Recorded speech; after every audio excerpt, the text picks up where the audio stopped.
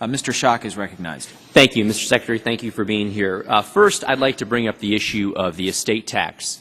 You know that the current rate is 35% on all estates over $5 million. This was the result of the agreed-to legislation of the fiscal cliff deal.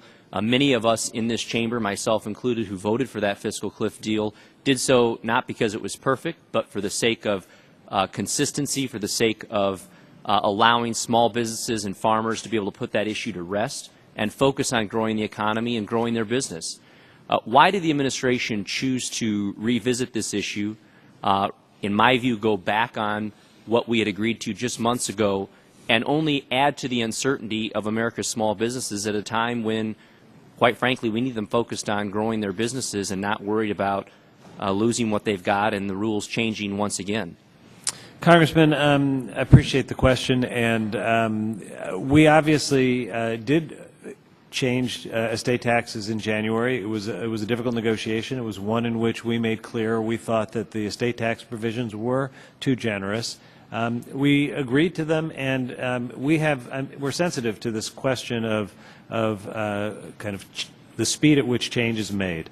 I don't think we've ever had tax policy that's made for all time. And in an area like the estate tax, where it's been heavily debated, we thought that after 5 years it was time to revisit, and our proposal is not for next year or the year after, but it essentially says in 5 years when we revisit a number of other issues, we ought to also revisit the estate tax, and we don't propose a massive increase in the estate tax. We go back to rates that were in place in the 1990s. It is an area where I know there's disagreement on both sides of the aisle, within each side of the aisle. We would look forward to working with you. We very much agree that we need to handle our tax discussions in a long-term way to create certainty. I think of all the planning horizons, the estate tax does not affect investment decisions the same way other provisions in the tax code does. We don't. But may I ask, wouldn't you agree, though, that a business's decision on what they invest or don't invest is tied precisely to what their presumed liability might be if and when they have to pay an estate tax? I think that most business decisions are based on what the value of that decision is to the business. The goal is to grow the business and to grow the income of the business. And I don't think it's a disincentive to grow your business that sometime in the future, at the point when there's a passing, that the estate tax may be different. I think that's different from things like current tax rates, deductions, credits that are in the time of the investment. Thank you. The other question is about this retirement income. I'm particularly interested in this because I thought I was doing the right thing. At the age of 14, I opened my IRA and put in what was then the maximum of $2,000. This body then passed the Roth IRA, in which I've been putting the maximum of $5,000. And if I'm lucky enough to earn the same rate of return as my counterparts who at the time were working for states and federal governments and receive those actuarial returns of 7 to 8%, in 30 years I should have an excess of $3 million to retire from. Why is the administration so opposed to Americans like me who want to save with our own money for our own retirement from doing so? Congressman, I think you may be the one person who beats me in starting earlier with IRAs. I was about 17 or 18 when I started. I applaud people starting early.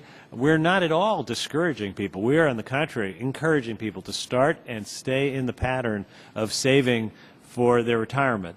The question of what the kind of maximum amount is, it comes down to the hard choices we have to make in a tax code, in a budget, where there are hard choices. In a time when most Americans look forward to retiring with well under $100,000 of retirement savings, $3 million is quite a high target. This was an attempt to make balancing decisions. You still can save for retirement without getting the extra tax break.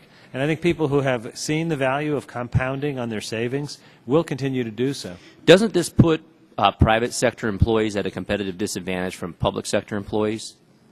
I'm not sure how you mean that. Well, you're saying that I can continue to save as a private sector employee with my own dollars. I'll just have to pay taxes on, in essence, the annuity or the nest egg over $3 million. But if I'm a public sector employee, for example, in the state of Illinois, that same employee, a public school teacher or a public firefighter, who in 30 years, whose income may be in excess of $200,000 when they retire, in essence, their annuity will be in far excess of $3 million and will be able to have accrued that annuity at tax-deferred rates. Comparisons between savings plans and pension plans are very hard to make. Obviously, the pension plan doesn't have the kind of survivorship rights that a plan like an IRA or a 401k would have. I would actually have to look at that in more detail to make the comparison. I can't off the top of my head. Time